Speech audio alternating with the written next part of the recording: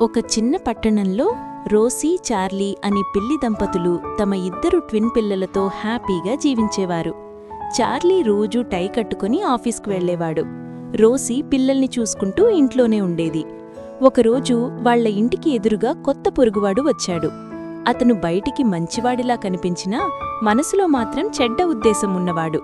ఒకరోజు పాలవాడు అతనికి పాలివ్వలేదు. వెంటనే అతను ఖాళీ బాటిల్ పట్టుకుని రోసీ ఇంటికి వచ్చి కొంచెం పాలివ్వండి అని అడిగాడు. రోసీ మంచితనంతో పాలిచ్చింది. అప్పుడా పొరుగువాడు రోసీని చూసి ఆమెపై ఆసక్తి చూపించాడు. చార్లీ ఆఫీస్కి రెడీ అవుతున్నాడు కాబట్టి ఏం గమనించలేదు.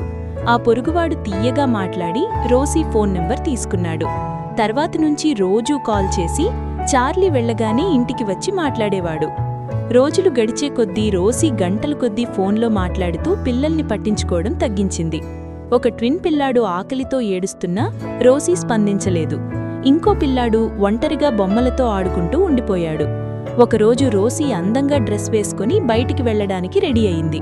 అదే సమయంలో ఒక ట్విన్ పిల్లాడికి జ్వరం వచ్చింది. అతను బలహీనంగా అమ్మా అని ఏడుస్తూ తినలేకపోయాడు. అయినా పొరుగువాడు కాల్ చేయగానే రోసీ వెళ్లిపోయింది. చార్లీ ఆఫీస్ నుంచి వచ్చి చూసేసరికి ఒక పిల్లాడు స్పృహ లేకుండా పడిపోయాడు. ఇంకో పిల్లాడు భయంతో ఏడుస్తూ చార్లీ కాళ్లు పట్టుకున్నాడు. రోసీ ఇంట్లో లేకపోవడంతో చార్లీ వెంటనే ఇద్దర్నీ తీసుకుని హాస్పిటల్కు పరిగెత్తాడు. డాక్టర్ ట్రీట్మెంట్ ఇచ్చి పిల్లాడిని కాపాడాడు. చార్లీ రోసీకి కాల్ చేసి కోపంగా చెప్పాడు.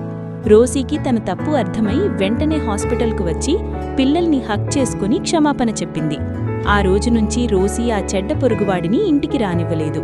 ఇకపై రోసీ పిల్లల్ని బాగా చూసుకుంది. చార్లీ కూడా కుటుంబంపై మరింత జాగ్రత్తగా ఉండేవాడు. చివరికి వాళ్లు మళ్లీ హ్యాపీగా జీవించారు. నైతిక విలువ: దొంగ స్నేహాల కోసం కుటుంబాన్ని ఎప్పుడూ నిర్లక్ష్యం చేయకండి. కుటుంబమే మొదటు.